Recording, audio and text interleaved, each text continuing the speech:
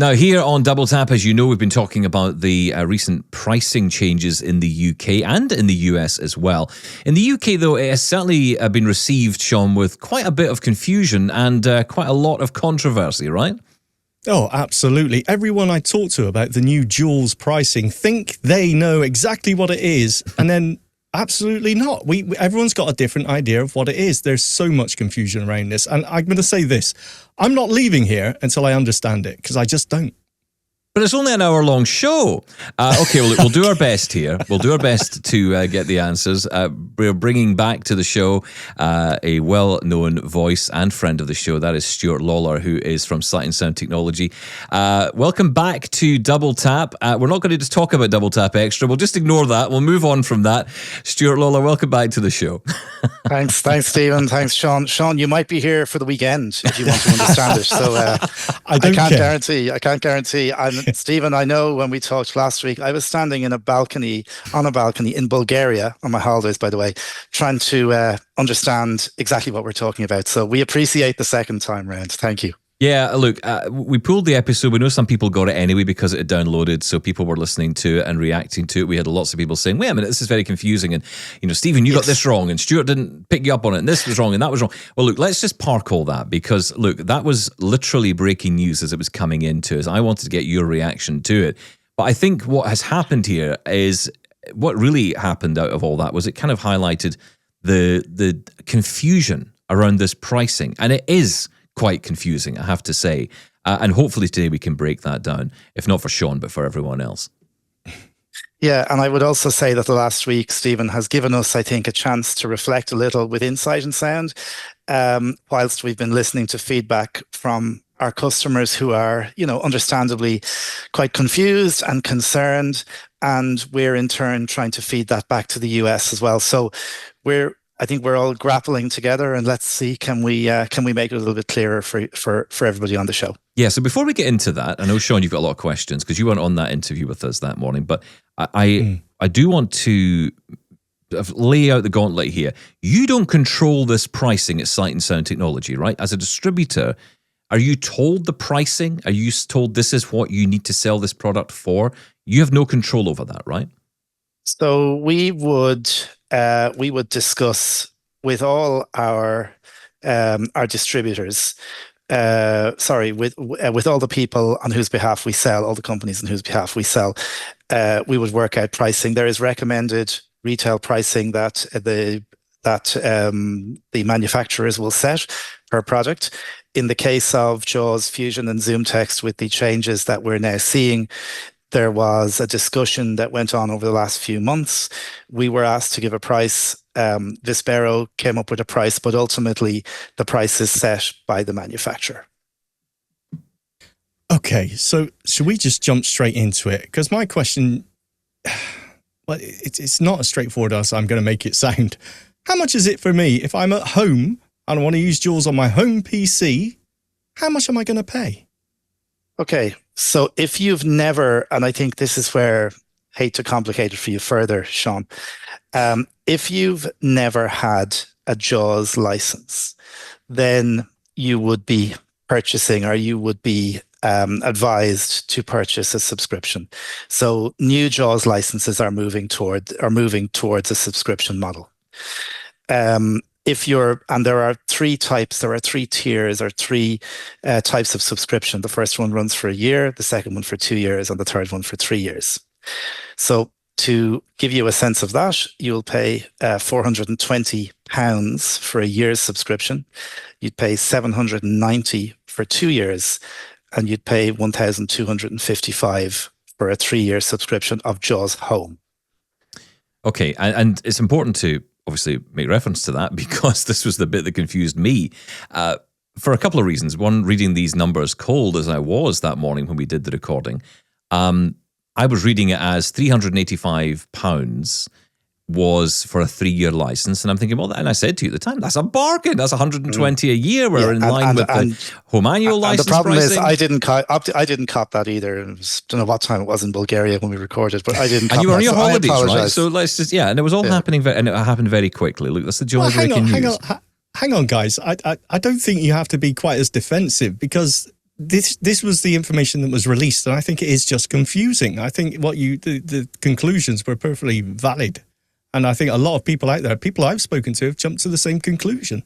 Well, that's the. I mean, it seemed obvious to me. 385 for 3 years. I was reading that from the homepage of Sight and Sound. I didn't go into the purchase area of it, and that's what I was reading it from. And the way it was written, it did read to me as 385 for 3 years, which, that would give you the impression 385 was the total cost for 3-year subscription. But it doesn't mean that. It means that it's 385 per year for 3 years. So you're making a saving of, help me with maths here, £35, I think, per year over the cost if you buy a single license, a year, which is $420. I mean, that makes a lot more sense, but you've got to pay that up front. Is that right? You are paying. Yes, you are paying up front. And at the moment, that's how it's been set up. As I said on the extra for people who had heard that show, obviously we want to hear feedback from customers. We've been getting a lot of feedback already, and we continue, looking for that. But at the moment, those prices are upfront. So if you want your 3-year subscription, you are paying the $1,155. Okay, I suppose we need to go back to the. Well, I'll ask you directly. What's your feedback been from users, from your customer base, then, about these prices? I can have a guess, but I'll let you say. Yeah, well, we were reading Facebook, right? I mean, we can tell. Well, listen. Yeah, I mean, it's been a mixture of shock, anger, upset. I noted on one of your shows earlier on this week, guys, you were speaking about, because I think there are a couple of groups of people who've been kind of contacting us. There's people who'll say, right, give me the price, and I'll go away and consider it. There's people who say, I'm switching, to an alternative screen reader. And then there's the people that you were talking about, I think, Sean, you mentioned it earlier in the week, who have been using JAWS for so long, they just don't want to switch to another screen reader. It's just taking too long. And those people feel somewhat let down and feel quite anxious. And that is, to be fair, that is difficult for us to hear, because at Sight and Sound, it's not just about products for us, it's about service, and it's about building a relationship with our customers. And I really am, serious and genuine about that. Yeah, absolutely. So what is the real world price increase then? Before this announcement, how much would people pay? So the pricing for licenses for the subscription license has gone up about 10% from what would have been the previous pricing. Okay, all right. And before, did you have the 2 or 3 year? No, choice? It was a perpetual license, and that's maybe a point to make as well, Sean, because the licenses previous to this, if you bought a license, it ran forever on the version to which that license was for. So if you bought 2024, in 6 years' time, if you still have the same machine and you're happily running 2024, well, that's fine. The licenses now are timed licenses. So it's still an ILM license. And this is really important, I think, that people understand this. Whether you buy a subscription or whether you buy an SMA, software maintenance agreement, and we can maybe talk about them in a minute, the licenses are timed from the date on which the license is activated. So when you install that license and it's activated, it will run for whatever the length of the subscription is. And then you'll get a reminder from the software starting 90 days prior to the end of the license. And I think it's something like 90 days, 60 days, 30 days, 14 days, 7 days, and then every day from 7 days down to 0, it's counting down. It's saying to you, warning, your JAWS license will expire in, whatever. I did not realize that. Okay, is that more of an issue than the pricing? Because I know lots of people are still using very old versions of JAWS, right? Because they paid the money out, they bought the product, and they use it as much as they can, and it still does the job for what they need it for. Yeah. And I suppose the reason behind these timed licenses, I think, is that Vispero are actively encouraging people to, obviously, they want users to be up to date where they can. You guys know how quickly software is changing, how functions in Office or Teams or all the things that we use every day are changing. And obviously, if your screen reader is up to date, there's a greater chance of compatibility. Of course, it's not guaranteed, but there's a greater chance that things will be fixed. it's also worth noticing that, or it's also worth noting that a subscription over 2 years, there will be several updates to JAWS, as well as the major versions that we get every November. There are updates that are released about every 2 months, sometimes more frequently. So yes, maybe that is upsetting people. The fact that that license won't run if you don't keep it maintained. Let's talk about these SMAs that you're talking about, because I've got to say this confused me at the beginning when I was getting into JAWS as a home user. And I remember that the big thing I always heard was wait till the summer when Site Village happens in the UK. Sight and Sound will back in the drop good old the price. days, Stephen. Yeah. If you get my 2 or even 3 year license, and I did, I got a 3 year license that took me through the next 3 generations of JAWS as it came out, and that was great. And I paid on average probably the same as what the home annual user license, or whatever the hell it's called in America, is. It kind of worked out roughly the same when you broke it down because of the discount and spread over 3 years, and that was spread over 3 years. Then I could do that. Is that still there? Is that still available? SMA, yes, the SMA is still there. So for people who are on the current version, if you're running 2025 at the moment on what we call a perpetual license, that's the license that Sean was talking about, which will run forever. You have until the 31st of October to purchase a software maintenance agreement for that license. Okay. If you don't purchase a software maintenance agreement for that license on 2025 continues to run indefinitely. But if you want to then next year go to 2026, you're buying a new license, probably at a subscription price. So the software maintenance agreement is going to be cheaper because it's going to give you the next. And we're not thinking of software maintenance agreements in versions as much anymore. We're thinking of it as a piece of time. So they'll run for 2 years, again, timed licenses, and you'll get the warnings in the same way as I've mentioned previously. Right, okay, but hang on, I'm still confused by this. So if I can get it cheaper with an SMA, why would I go down the subscription route? I mean, you're saying it's ending in October. Yes, that's precisely the point. If you already have a license, an active license, then the subscription is not for you. The SMA is for you. Right, so if you're new to JAWS today, then subscription's your only option. A subscription. The subscription will be your only option going forward. But if you are on the current version, there's no sense in you buying a new subscription at the moment. No.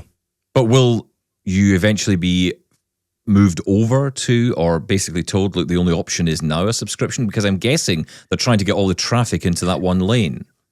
The answer is, Stephen, being very honest with you, we don't know. At the moment, we have been told that the subscriptions, as you know, have come in pretty much as of this week, are on sale. Software maintenance agreements are available at the moment for people who are on the current version. But the other really important point I do want to mention is people who are not on the current version of JAWS. There's many of us, as Sean mentioned, maybe who've been running JAWS for 5 or 6 years. I was talking to someone yesterday who was telling me they're on 2019. Mm-hmm. Yeah. And they're quite happily running 2019. But if they want to upgrade, there is an upgrade path between now and October 31st. The cost of that upgrade path will determine the version from which you are upgrading. But after the 31st of October, and this is really important, after the 31st of October, those people will have to purchase a new subscription. And we don't want people to have to do that because it's probably going to be cheaper, especially if you're only upgrading 2 or 3 steps back to do the upgrade. So think about that between now and the 31st of October. That doesn't sit well with me, I must be honest. Yeah. I totally understand. This is almost a transitional period as we move over to this new subscription pricing scheme, right? Yes, and I understand. Look, we all know people who are running versions of software that are older and they just can't, they can't afford to upgrade or whatever.